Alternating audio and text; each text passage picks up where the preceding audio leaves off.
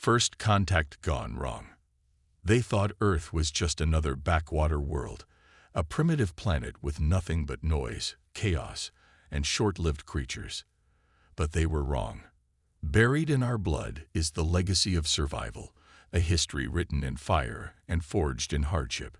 When the stars finally noticed us, it wasn't our technology that terrified them. It was the terrifying truth that humans weren't born to run. They were raised to hunt. The survey mission. Commander Vex adjusted his environmental suit as the stellar whisper dropped out of hyperspace. The blue marble hanging in the void before them looked peaceful enough, swirled with white clouds and dotted with green landmasses. Just another primitive world in the outer spiral arms, barely worth the fuel it took to reach it. Initial scans complete, Commander, reported Dr. Zilla from her science station. The Kethran xenobiologists' 4 arms worked efficiently across multiple control panels.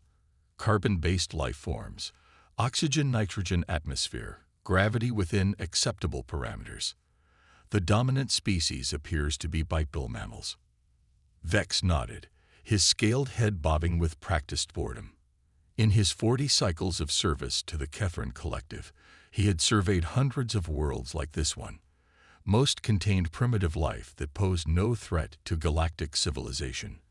A few had shown promise for resource extraction or colonization. None had surprised him. Any signs of advanced technology? He asked, though he already knew the answer. The electromagnetic chatter coming from the planet was chaotic and unorganized. Radio waves, television broadcasts, primitive communication networks. Nothing that suggested a species capable of interstellar travel or advanced warfare. Negative, sir. They appear to have developed basic electronics and combustion engines, but nothing beyond early industrial capabilities. Our preliminary assessment classifies them as non-threatening. Standard peaceful contact protocols should suffice. Lieutenant Cross, young and eager for his first survey mission, leaned forward from his navigation station. Sir, should we establish orbit and begin the standard cultural analysis? Vex considered this. The Kethran Collective had protocols for first contact with primitive species. Observe, analyze, make peaceful contact with their leaders, and either establish trade relations or add them to the protected species list. It was routine work, hardly worthy of his veteran crew. Very well. Take us to a stable orbit and deploy the survey drones. I want a full planetary scan within the day cycle. Focus on population centers and technological development. The descent. 6 hours later, the survey team prepared for surface landing. The drones had identified an optimal location in the northern regions of the largest continent. Sparse population, dense forest cover, and minimal technological signatures. Perfect for a discreet first contact mission. Vex led the 5-member team himself, along with Dr. Zila, Lieutenant Kroos, and 2 security specialists. Their shuttle touched down in a clearing surrounded by towering evergreen trees. The air was crisp and clean, filled with unfamiliar scents. Atmospheric readings confirm breathability, Dr. Zila announced as they disembarked. Temperature is within comfortable ranges. Local fauna appears to be small mammals and avian species. The forest around them was quiet except for the occasional bird call and rustling of leaves. Vex felt his initial assessment confirmed. This was clearly a peaceful world, inhabited by creatures that had never known the harsh realities of interstellar conflict. They had been collecting biological samples for barely an hour when everything changed. The hunters. The first sign of trouble was the silence. Dr. Zilla noticed it first, her scientist's instincts alerting her to the sudden absence of bird calls and small animal sounds. The forest had gone completely quiet, as if every living thing was holding its breath. "Commander," she whispered, "something's wrong. The local wildlife has gone completely silent." Vex was about to dismiss her concerns when he heard it, a soft whistling sound, barely audible. Then another. His security training kicked in just in time. "Take cover," he shouted, diving behind a fallen log. The first arrow buried itself in a tree where his head had been moments before. The second found its mark in the shoulder of Security Specialist Core, who screamed and fell to the ground. From the shadows between the trees emerged 5 figures moving with predatory grace. They were the planet's dominant species, bipedal mammals as the scans had indicated, but nothing in those scans had prepared Vex for what he was seeing now. These creatures moved like born killers. They wore clothing that seemed to blend with the forest itself, carried primitive but deadly weapons, and their eyes held an intelligence that was both calculating and terrifying. The lead figure was a female with dark hair pulled back in a practical style, her face painted with earth-tone camouflage. "Stay down and don't move," she called out in their primitive language, which the Kethran Universal Translators immediately converted. "We know you're not from around here." Sarah Chen, the human female, stepped into the clearing with the confidence of an apex predator. Sarah Chen had been tracking unusual activity in these mountains for 2 days, ever since the strange lights had appeared in the sky. As a former Special Forces operative turned wilderness guide, she recognized military movement when she saw it, even if it came from the stars. Behind her, 4 other members of her hunting party spread out in a practiced flanking formation. Marcus Rodriguez, a retired military strategist, took position on the left. The other 3 were local hunters and outdoors enthusiasts, but all had military or law enforcement backgrounds. In rural Canada, such people were common. "You're making a mistake," Commander Vex called out, his translator broadcasting the words in accented English. "We come in peace. We mean no harm to your species." Sarah laughed, but there was no humor in it. "Peace. You land on our world without permission, start collecting samples, and carry weapons. That's not how peaceful visitors behave." She gestured to her team, and they began moving closer. The aliens' advanced sensors meant nothing when faced with humans who understood how to use terrain, cover, and psychology as weapons. Dr. Zilla had recovered from the initial shock and was studying the humans with growing alarm. "Commander, these aren't primitive beings. Look at their coordination, their equipment, their tactical positioning. They're operating as a trained military unit." Vex was beginning to reach the same conclusion. The humans moved with a fluidity that spoke of extensive combat experience. Their primitive weapons were held with the comfort of long familiarity. Most disturbing of all, they showed no fear when facing obviously superior alien technology. "What do you want?" Vex asked, hoping to buy time while his remaining security specialist attempted to call for backup. "Information," Sarah replied. She had noticed the aliens' subtle movements and anticipated the communication attempt. A slight gesture to Marcus, who immediately jammed their signals using a modified hunting radio. "First, how many of you are there? Second, why are you here? Third, how many more are coming?" The revelation. Lieutenant Crows made the mistake of reaching for his sidearm. He never completed the motion. Marcus Rodriguez put an arrow through his wrist with casual precision, while Sarah appeared beside the young alien faster than his enhanced reflexes could track. The muzzle of her rifle pressed against his throat. "I wouldn't," she said calmly. "We've been hunting in these woods since we were children. You're not the first dangerous thing we've faced." Dr. Zilla's scientific mind was racing. "Commander, we need to reassess everything. These beings have been hiding their true nature. The chaos in their communications isn't primitive babbling. It's operational security. They've been watching us since we arrived." The truth of her words became apparent when more humans began emerging from the forest. Not the handful they had initially encountered, but dozens. They appeared from behind trees, from concealed positions in the undergrowth, even from overhead positions in the canopy. Each one was armed. Each one moved with the precision of a trained warrior. Vex realized with growing horror that his team had walked into a trap. These humans hadn't stumbled upon the aliens by accident. They had been tracked, studied, and surrounded from the moment their shuttle touched down.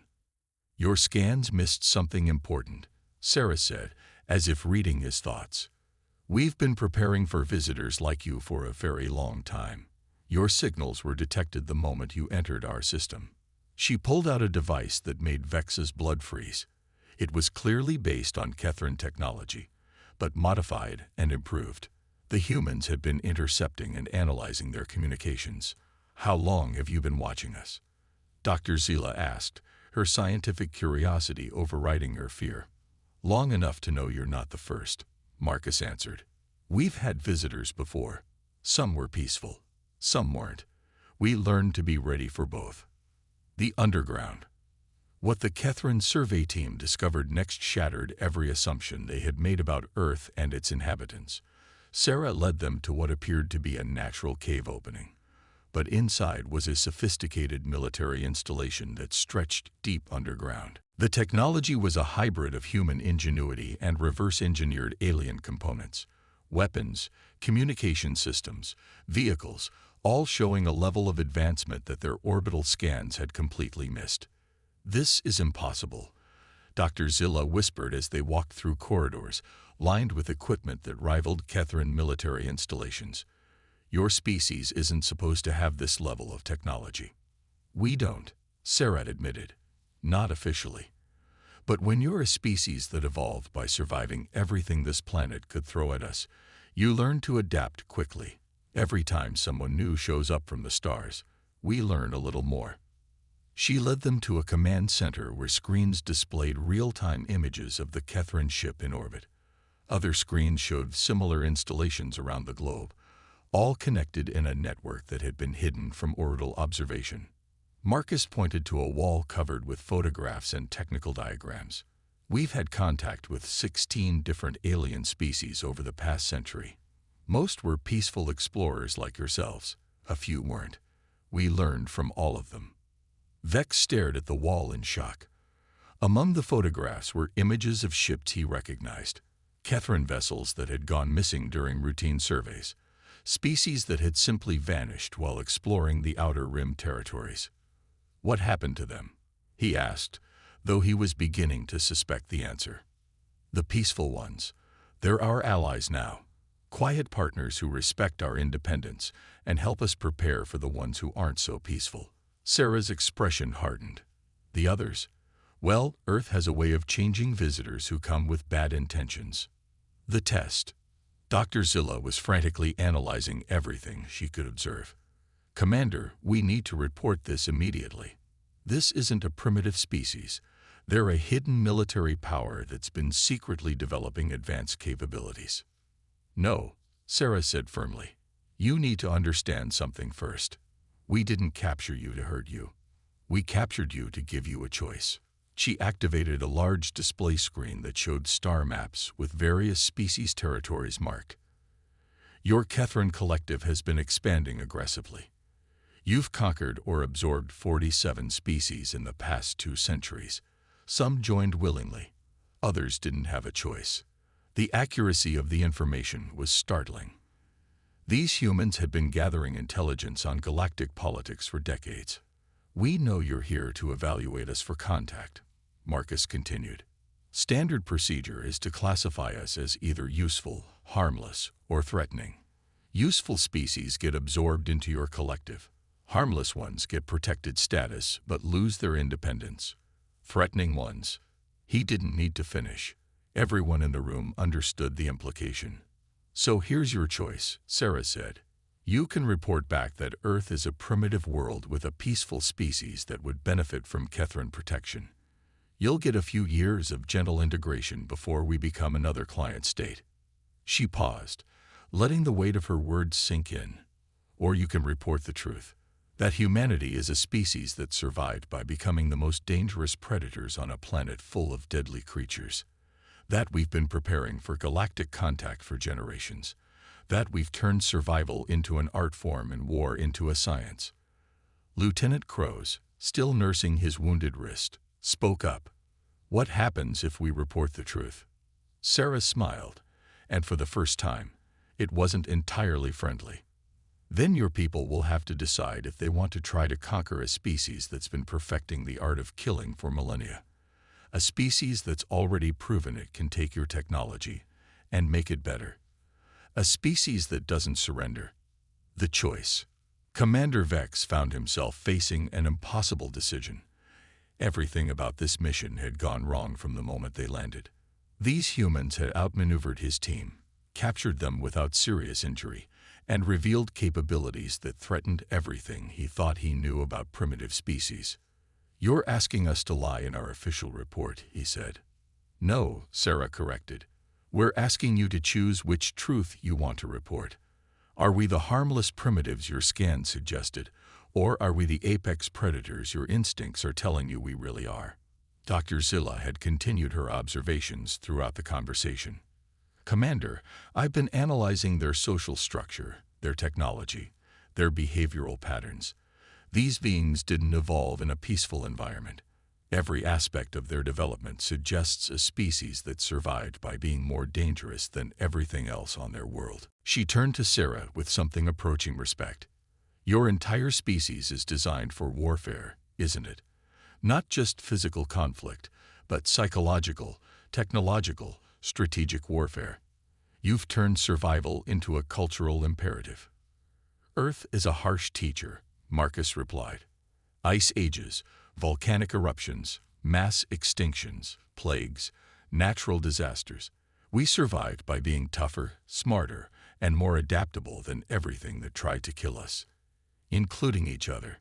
The real question," Sarah added, "is whether your people are smart enough to recognize a threat when they see one, or arrogant enough to think they can handle anything the galaxy throws at them." The return. The journey back to their shuttle was conducted in tense silence. The humans had returned their equipment and treated their wounds, but the message was clear. They were being allowed to leave, not rescued or escaped. As they prepared for departure, Sarah handed Commander Vex a small device. "This contains everything you need to know about humanity. Our history, our capabilities, our intentions. Study it carefully before you make your report." "What are your intentions?" Vex asked. "Survival," she answered simply. "We don't want to conquer anyone. We don't want to rule the galaxy. We just want to be left alone to live our lives. But if someone forces us to fight, they need to understand what they're unleashing." The shuttle lifted off without incident, but as they climbed toward orbit, Lieutenant Cross pointed to his sensor readings. "Commander, I'm detecting multiple launch signatures from around the planet. Small craft, but moving fast." On the main screen, they could see dozens of primitive but effective missiles streaking toward space, not targeting their shuttle, but making a point. Earth's inhabitants could reach orbit whenever they chose. They had simply been choosing not to reveal that capability. Dr. Zilla was reviewing the data Sarah had given them. "Commander, this information, if it's accurate, humanity has been waging some form of warfare continuously for their entire recorded history. They've never known true peace. They're not just capable of violence," Vex said quietly as Earth fell away below them. "They're refined by it, perfected by it." As they approached the stellar whisper, each member of the survey team was lost in their own thoughts about what they had discovered. They had gone to make contact with a primitive species and instead found apex predators who had been quietly preparing for galactic contact for generations. The question now was whether the Kethran Collective was ready to learn what happened when a species of professional survivors decided they were being threatened. Commander Vex stared at the blue world growing smaller behind them and wondered if they had just made first contact with the galaxy's next dominant species, or if they had simply awakened something that should have been left sleeping. The choice of what to report would determine not just Earth's future, but the future of every species in the galaxy. When predators unite. The War Council. 3 months after Commander Vex's return to Kethran space, Admiral Thane reviewed the survey report for the 10th time. The document was a masterpiece of military doublespeak, technically accurate, but deliberately misleading. It described Earth as a world of significant strategic value with inhabitants showing above-average adaptive capabilities. What it didn't explicitly state was that humanity represented the most dangerous military threat the Kethran Collective had ever encountered. "The survey team recommends immediate integration protocols," reported his aide, a young Kethran officer fresh from the academy. Standard occupation procedures should suffice for a species at their technological level. Admiral Thane's scaled fingers drummed against his command chair. He had served in the blood wars of the Outer Rim, had conquered 17 different worlds, and had never lost a campaign. But something about Vex's carefully worded report troubled him. What was Commander Vex's personal assessment? He asked. The aide consulted his files. He recommended caution, sir, extended observation before contact. But the Council of Expansion overruled him. They want the planet integrated within the year. Thane stood and walked to the massive viewport of his flagship, the Dominator. Beyond the Transparisteel, his invasion fleet stretched across space. 47 warships, enough firepower to level continents, more than sufficient for any primitive world. Yet Vex's report contained subtle warnings that only experienced military minds would recognize. References to unexpected tactical awareness and sophisticated defensive preparations, hidden among descriptions of primitive technology and peaceful intentions. Prepare the fleet for departure, Thane ordered. But I want full battle readiness maintained throughout the operation. Something tells me this won't be a standard integration. Earth's hidden response. While the Kethran fleet prepared for invasion, Earth was far from idle. The moment Commander Vex's shuttle had left the atmosphere, Sarah Chen had activated communication protocols that had been dormant for decades. In underground facilities across 6 continents, the Council of Five convened for the first time since the Arcturus incident 12 years ago. Each member represented a different aspect of Earth's hidden defenses, and each had been preparing for this moment their entire lives. Dr. Elena Vasquez, sitting in a bunker beneath the Swiss Alps, addressed her colleagues through quantum-encrypted channels. The Kethranian survey team's departure confirms our worst fears. Their behavioral patterns match those of the hegemony species that attempted integration 70 years ago. Captain Jake Morrison, broadcasting from a facility hidden beneath the Australian outback, leaned forward in his chair. Our intelligence network confirms massive fleet movements in Kethran space. Conservative estimates put their invasion force at 40 to 50 capital ships. How long do we have? Asked Director Chen Wei from his position beneath the Gobi Desert. 6 months, maybe less, Sarah replied from her command center in the Canadian Rockies. But remember, we've been preparing for this scenario for 3 generations. Every contingency has been planned for. The 5th member of the council, known only as Architect, spoke from an undisclosed location. Phase 1 preparations are complete. All major population centers have been secretly evacuated to the deep shelters. Surface cities are now populated primarily by our military personnel and volunteers. The deception. What the approaching Kethran fleet didn't know was that humanity's greatest weapon wasn't technology or firepower. It was the ability to appear weaker than they actually were while preparing devastating surprises. For 80 years, since the first alien contact in the remote regions of Siberia, humanity had maintained 2 faces. The public face was the chaotic, divided, primitive species that alien observers expected to see. Television broadcasts, internet chatter, international conflicts, all carefully maintained to support the illusion of a disorganized world. The hidden face was something entirely different, a species that had secretly unified under a single purpose: survival against any threat, terrestrial or otherwise.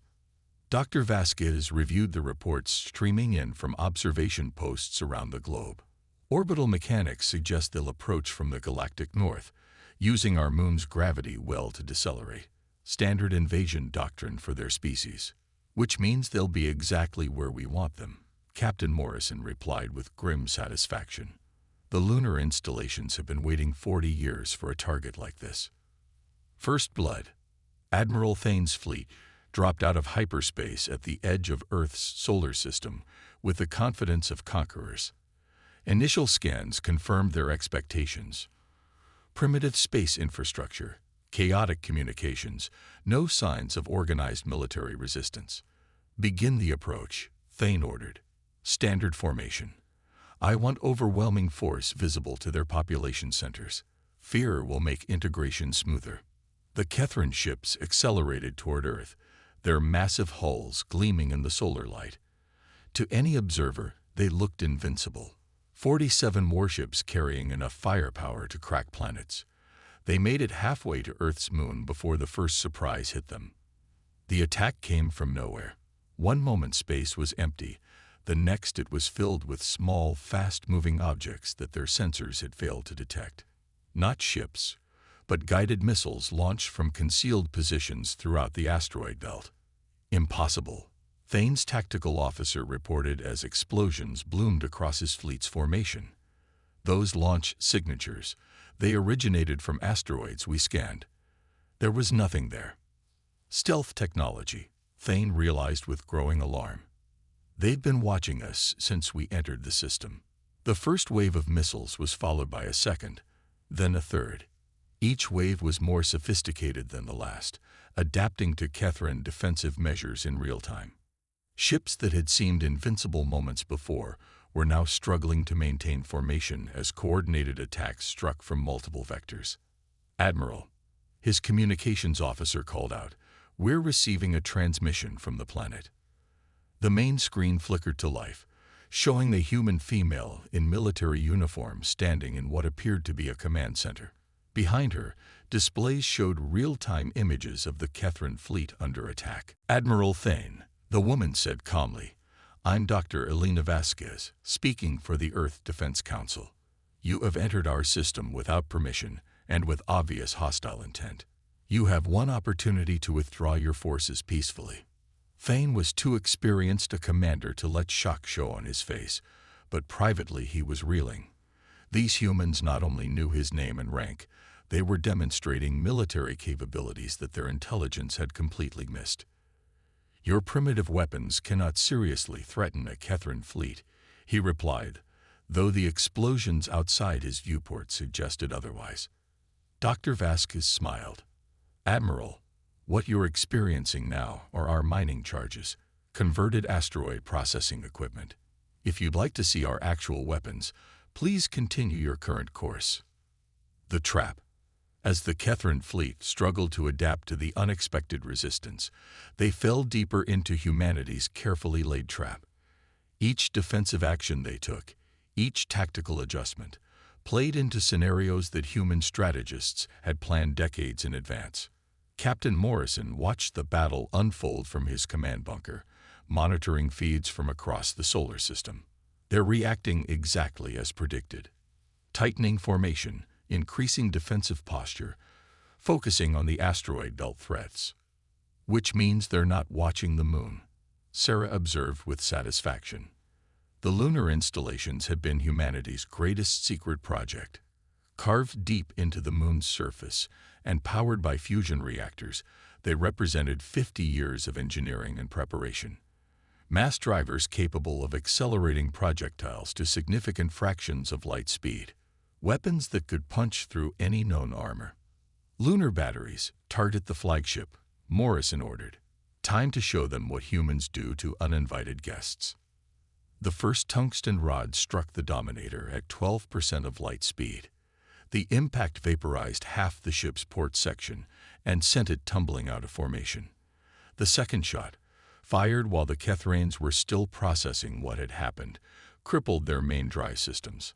Admiral Thane found himself flat on the deck of his bridge, alarms blaring around him as his flagship died around him. Through the smoke and emergency lighting, he could see his tactical displays showing impossible readings. "Damage report," he called out. "Main drives offline, weapon systems at 30%, life support failing on decks 12 through 25. His damage control officer reported. "Sir, whatever hit us, it wasn't a directed energy weapon or missile. It was a solid projectile moving at relativistic speed." The hunt. What followed wasn't a battle in any conventional sense. It was a demonstration of what happened when apex predators decided to defend their territory. Human forces that had remained hidden throughout history emerged from concealment across the solar system.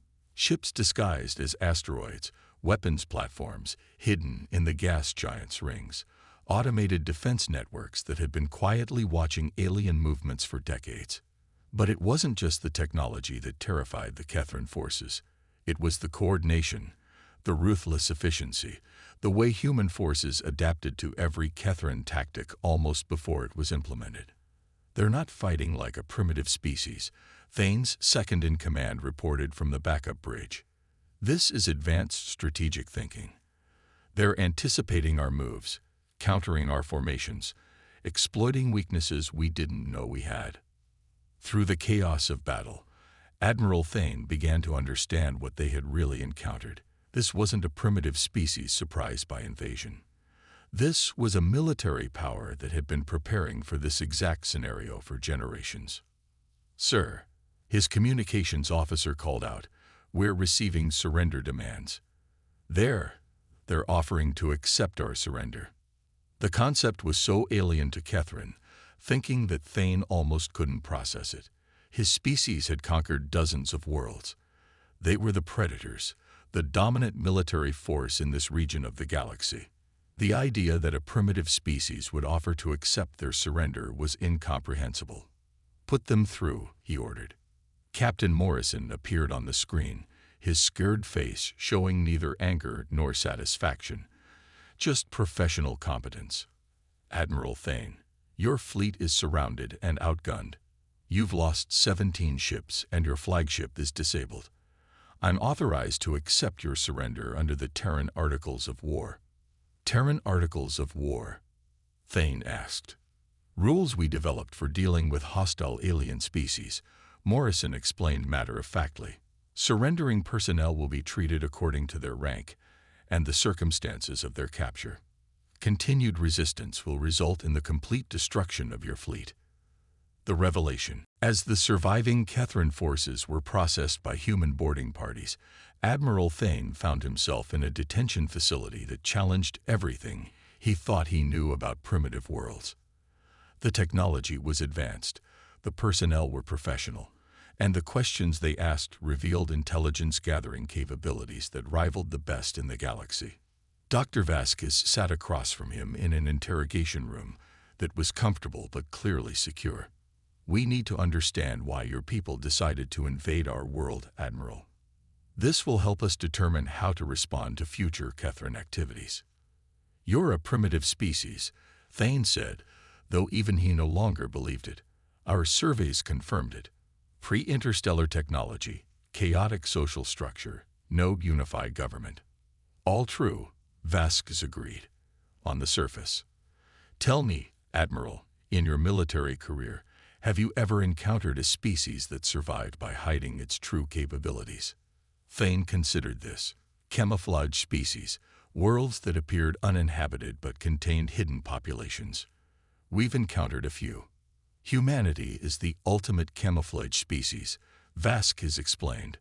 "We've spent our entire evolutionary history surviving by being underestimated. When we encountered our first alien visitors 2 centuries ago, we realized that same strategy might work on a galactic scale." She activated a holographic display showing Earth's hidden infrastructure. Cities that existed entirely underground, manufacturing facilities built into ocean trenches, orbital installations disguised as space debris. "We've been preparing for invasion for 8 generations," she continued. "Every human child learns about the necessity of maintaining operational security. Every adult knows their role in planetary defense. Every leader understands that our survival depends on appearing weaker than we are until the moment we need to reveal our true strength." The choice. Admiral Thane was offered the same choice that Commander Vex had faced months earlier. Return to Kethran space with the truth about humanity, or watch his species make the same mistake on an even larger scale. "Your people will send more fleets," he observed. "Probably," Morrison agreed. "But each time they do, they'll learn a little more about what humanity can do when threatened. Eventually, they'll reach the same conclusion every other aggressive species has reached, which is that conquering Earth isn't worth the cost." Sarah replied, joining the conversation via hologram from her command center. "We're not interested in expanding into your territory or threatening your colonies. We just want to be left alone. But if your people insist on seeing us as a threat, we'll give them something to really worry about." She gestured to displays showing human ships emerging from concealment throughout the solar system. Not primitive vessels, but sleek, advanced spacecraft that had been hidden from alien observation for decades. "Those are our deep space reconnaissance ships," she explained.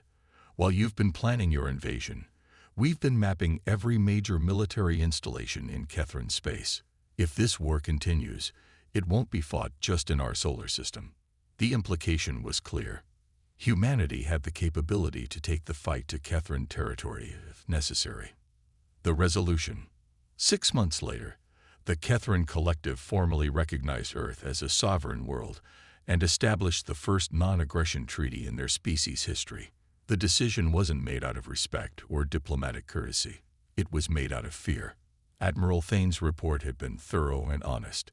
He described a species that had weaponized deception, turned survival into a science, and prepared for interstellar conflict while maintaining the appearance of primitive chaos. More importantly, he described what human boarding parties had found when they examined captured Kethran ships. Every system, every weapon, every defensive measure had been studied, analyzed, and countered. Within hours of the battle's end, human engineers were producing improved versions of Kethran technology. "They don't just adapt," Thane had written in his final report. "They improve. Everything they encounter becomes a lesson in how to be more dangerous. Fighting them doesn't just risk defeat. It risks making them stronger." The galaxy learns. Word of the Kethran defeat spread quickly through interstellar communication networks. The species that had conquered dozens of worlds had been not just defeated, but outmaneuvered by a supposedly primitive planet. Other species began reassessing their own intelligence about Earth. Trade delegations were dispatched. Cultural exchange programs were established. Most importantly, invasion plans were quietly shelved. Dr. Vasquez stood in the rebuilt command center, watching peaceful alien ships arrive in Earth's system for the first time in the planet's history. True first contact, based on mutual respect rather than conquest. "The galaxy has learned an important lesson," Captain Morrison observed, joining her at the observation deck. "Humanity isn't just another species to be cataloged and conquered. We're the apex predators that other apex predators have nightmares about." Sarah's voice came through the communication system from her mountain facility. "The Kethran ambassador just transmitted formal recognition of our territorial sovereignty. 17 other species have followed suit. Word travels fast when a major military power gets humbled." The new reality. The aftermath of the Kethran defeat created a new dynamic in galactic politics.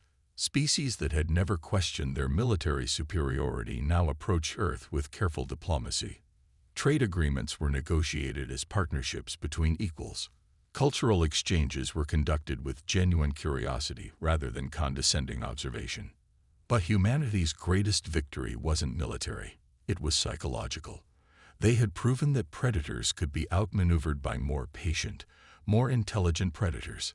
"We're not interested in conquest," Dr. Vasquez told the assembled alien ambassadors during the first Galactic Council meeting held on Earth. "But we're very interested in survival. Any species that threatens that survival will discover what 8 billion apex predators can accomplish when they work together." The warning was polite, diplomatic, and absolutely terrifying to anyone who understood what had happened to the Kethran fleet. Epilogue. The silent truth. Years later, as Earth became a respected but carefully watched member of the galactic community, the truth about humanity's nature remained partially hidden. Most species knew they were dangerous. Few understood just how dangerous. In the deep archives of human military intelligence, files contained plans for conflicts with dozens of potential alien threats, psychological profiles of every known species, tactical assessments of their military capabilities, contingency plans for everything from trade disputes to full-scale invasions. Humanity had learned the most important lesson of survival. Never reveal your full capabilities until you absolutely have to. Let potential enemies underestimate you. Let allies feel secure in their partnerships. But always, always be prepared for the moment when the mask comes off. Commander Vex, now retired and living on a peaceful colony world, sometimes wondered what would have happened if his initial report had been completely honest. Would the Kethran Collective have chosen diplomacy over conquest? Would thousands of lives have been saved? But late at night, when he reviewed the intelligence files from Earth, he realized the truth. Humanity had been preparing for invasion long before the Kethrans arrived. They had wanted to be tested. They had needed to prove to the galaxy that Earth was not a world to be conquered. And they had succeeded beyond anyone's imagination. The galaxy was a safer place now, though few species understood why. It was safer because the most dangerous predators in known space were content to remain hidden, watching, waiting, and preparing for whatever threat might emerge from the vast darkness between the stars. After all, humans had learned long ago that the best way to win a war was to make sure your enemies never wanted to fight it in the first place.